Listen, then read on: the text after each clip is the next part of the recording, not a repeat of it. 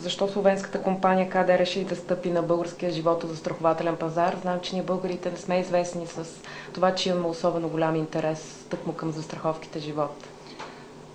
Така е, права сте, но това пък определя пазара като пазар с голям потенциал, тъй като навлизането на животозастраховането в България е много ниско, 0,34%, което ни дава основание да вярваме, че ние влизаме точно на време на българския пазар с присъединяването на страната към Европейския съюз, така че с увеличаването на доходите на населението и аз съм сигурен, че ще се увеличи желанието и нуждата на хората да притежават застраховки живот, така че мисля, че ние влизаме точно в подходящия момент.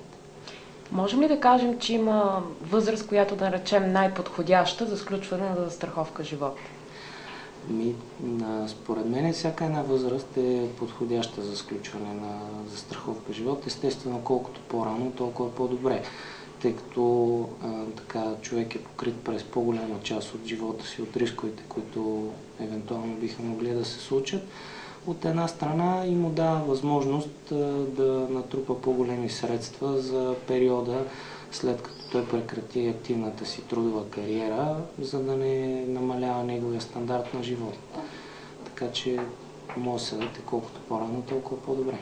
Тук идва мястото да попитам какви продукти предлагате, доколкото те не са просто една инвестиция в нашето здраве в случай, че ни се случи нещо неприятно, но доколкото тези пари наистина са инвестиция. Ние сме една от първите компании в България, която стартира с истински продукт, свързан като застраховка с инвестиционен фонд. И нашите продукти дават реална възможност на хората не само да защитят себе си и своите семейства от рисковете, които евентуално биха могли да се случат, но и да се възползват и парите да работят през цялото време за тях, тъй като за разлика от класическите спестовни застраховки, които се предлагат основно на българския пазар, ние предлагаме застраховки, които са свързани с инвестиционни фондове или инвестиционни пакети, които дават възможност тези пари да се умножават много по-бързо и много по-ефективно. Какво от това, което предлагате, ще ви даде възможност да се преборите с конкуренцията на този пазар, на който от години има компании, които работят? Както казах, нашите продукти са доста иновативни на българския пазар. Ние виждаме, че има голям интерес към тях от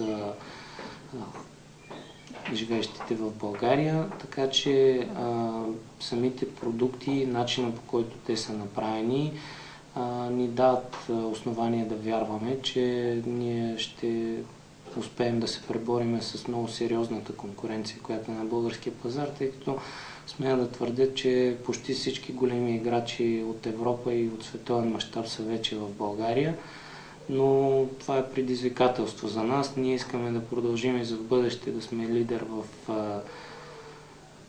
иновацията на застрахователни продукти на българския пазар и да бъдем атрактивни.